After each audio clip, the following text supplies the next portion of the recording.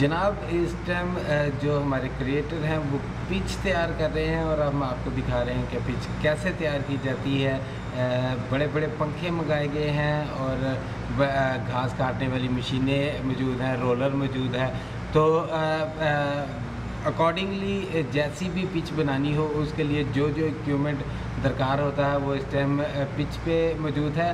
और सरप्राइजिंगली उसी पिच के ऊपर ये पंखे और ये तमाम मशीनरी मंगवाई गई है जो पहले टेस्ट में यूज़ हुई थी। क्या यही पिच जो है वो सेकंड टेस्ट के लिए यूज़ की जाएगी? और सबसे ज़रूरी बात जो है वो ये है कि अब मुल्तान में जैसा कि आप जानते हैं बड़ी ज़्यादा गर्मी होती है, फिर भी ये पंखे क्यों मंगवाए गए हैं? क्या बिल्कुल ही फ्लैट पिच बनाई जाएगी, बिल्कुल मॉइस्चर उसका ख़त्म कर दिया जाएगा, या फिर इसमें कोई तब्दीली की जा रही है, या इस पिच को जो है वो दोबारा रिपेयर किया जा रहा है, उस के लिए जो है ये पंखे वगैरह तमाम मंगवाए गए हैं। और अगर आप देखें तो पिच के जो पैचेस थे, प्लेयर्स के स्पाइक्स के साथ जो पैचेस आते हैं वो तमाम के तमाम फिल कर दिए गए हुए हैं और इस टाइम जो है करंट जो है वो पहुंचा दिया गया है और पंखे जो है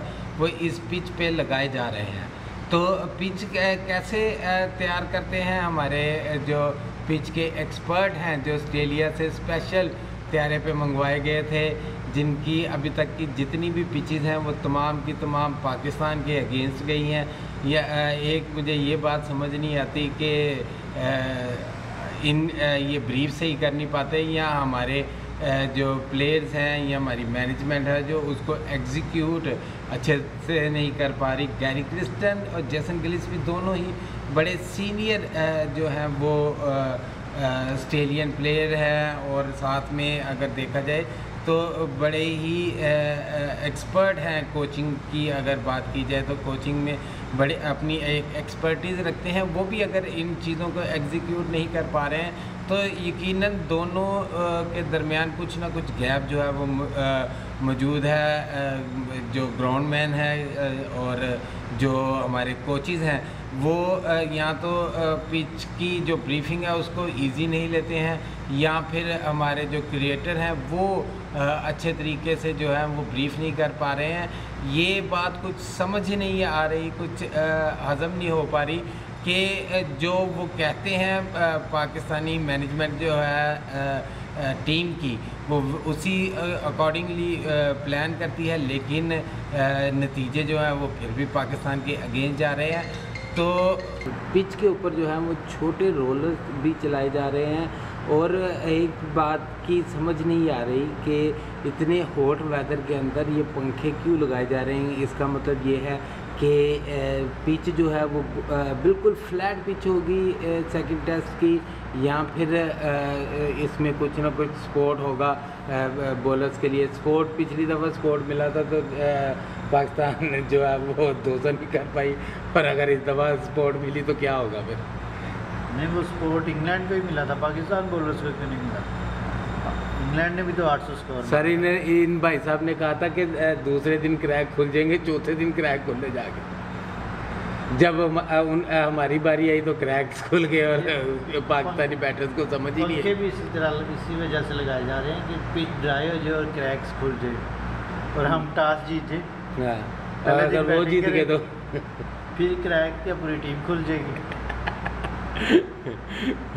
नहीं, इतने मुझे ये नहीं समझ आ रही इतने हॉट वेदर में पंखे लगाने की क्या ज़रूरत है। या तो ये है कि बिल्कुल मॉइस्चर ख़त्म कर दिया जाए और बिल्कुल फ्लैट पिच कर दी जाए।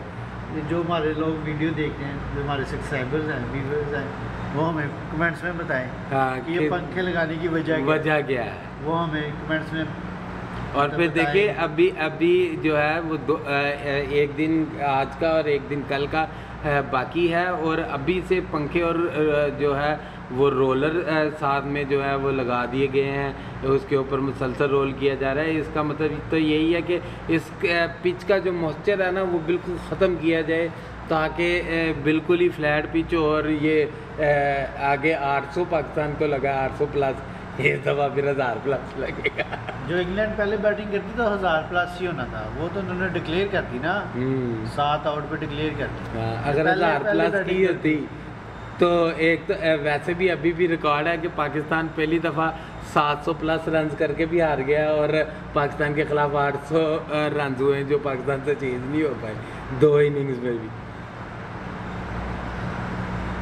पाकिस्तान एक दिन और 47 स्कोर से आ रहा है, एक इनिंग 47 स्कोर से आ रहा है। मतलब उन्होंने 800 नहीं करने दिया आपको, खुद उन्होंने 33 सेंचुरियाँ मार ली, उन्होंने 20 विकेटें ली। और ये सबसे बड़ी बात ये है कि जनाब पाकिस्तान की जब बारी आती है तो पिच जो है वो बॉलिंग हो जाती है, जब उनकी बारी आती है तो पिच बैटिंग हो जाती है। ये अभी तक मुझे समझ नहीं आई। बांग्लादेश के खिलाफ भी ऐसे ही हुआ, इंग्लैंड के खिलाफ पहले टेस्ट में भी ऐसे हुआ और मुझे लग रहा है सेकंड टेस्ट में भी इसी तरह का कोई चक्कर हो रहा है। अल्लाह बेहतर करेगा, पाकिस्तान के हक में होगा दूसरा टेस्ट मैच। कैसे? जैसे पिच सुखा रहे हैं वैसे। आकिब जैद के आने की वजह से। Oh yes, Aqib Zaid legend. कल भी उन्होंने विजिट किया ग्राउंड का, पिच का आते साथ सबसे पहले उन्होंने पिच देखी है। आज देखें आज आते हैं कि नहीं आते, क्योंकि पीसीबी ने मीटिंग भी कर रखी है, चेयरमैन ने तमाम मेंटोर्स जो थे जिनको 50-50 लाख सैलरी पे रखा था और जो सिलेक्शन कमेटी के मेंबर, उन तमाम को बुला के जो है वो मीटिंग एक कॉल की है लाहौर में। अब देखें कि जो हमारे सिलेक्शन कमेटी के लोग हैं वो यहाँ पे आते हैं कि नहीं आते हैं, और क्या वो ये भाई साहब जो हैं इस दफ़ा ब्रीफिंग पाकिस्तान की टीम को सही देंगे कि नहीं। जितनी ये मेहनत करते हुए दिखाई देते लगते तो है कि वो एक्सपर्ट हैं, पर पता नहीं पाकिस्तान वाले एग्जीक्यूट सही नहीं कर पाते या ये ब्रीफ नहीं सही कर पा रहे उनको, या इंग्लिश का डिफरेंस है। वो तो गिलेस्पी है पर इंग्लिश का डिफरेंस तो नहीं आना चाहिए। पाकिस्तान की टीम की किस्मत भी खराब है, वो पंखे चल गए, पंखे चलने में कामयाब हो गए हैं। ये काफ़ी हैवी किस्म के पंखे हैं, काफ़ी मोटी तार है, इसकी बिजली का जो कनेक्शन दिया गया काफ़ी हैवी पंखे हैं।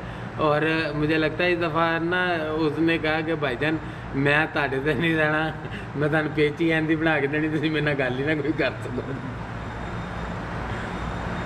लेकिन स्पिनर पाकिस्तान की तरफ से स्पिनर कौन खेलेगा? इब्रार अहमद तो बाहर हो गए हैं, इब्रार तो हो गया था, बुखार हैं। अब होपफुली अगर फिट हुए तो ज़रूर खेलेंगे, वरना नुमान के ज़्यादा चांसेस हैं। नुमान क्योंकि इंग्लैंड के ख़िलाफ़ पहले भी अच्छी बॉलिंग कर चुके हैं पिछले टूर में, तो मोस्ट प्रोबेबली उसको चांस दिया जा सकता है। जाहिद महमूद को वो चांस देना चाहिए क्योंकि चैम्पियंस कप में बड़ी अच्छी बॉलिंग की उन्होंने, तो मुझे लगता है कि उनको चांस देना चाहिए।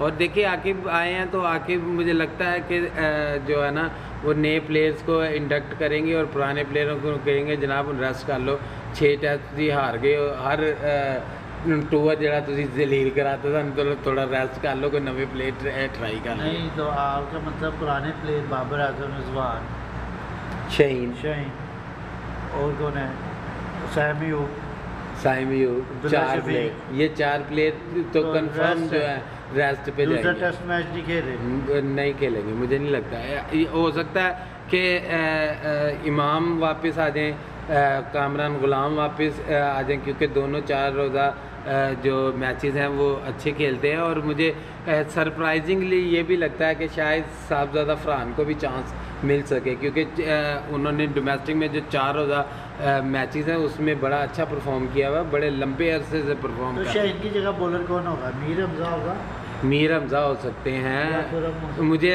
ऐसे भी लगता है कि शायद अब्बास अफरीदी को भी जो है कंसीडर किया जाए, या मोहम्मद हसनैन तो खैर यहाँ पे मौजूद नहीं है, मीर हमजा हो सकते हैं, फिर मोहम्मद अली हो सकते हैं। मोहम्मद अली इतनी अच्छी बॉलिंग नहीं कर रहे, मुझे तो है कि अब्बास अफरीदी को चांस देना चाहिए, बल वो शाहीन्स के साथ मौजूद हैं। तो अब बॉलर्स में जो है वो काफ़ी जो है हमें प्रॉब्लम फेस करनी पड़ सकती है, क्योंकि शाहीन को अगर रेस्ट करवाते हैं तो उसका मतलब ये है कि इनके पास अल्टरनेट बॉलर भी कोई नहीं है जनाब, फिर क्या करेंगे? चलो देखते हैं, लेट्स सी क्या होता है। दूसरी पिच किसको जिताने में कामयाब होती है, इंग्लैंड को या पाकिस्तान को?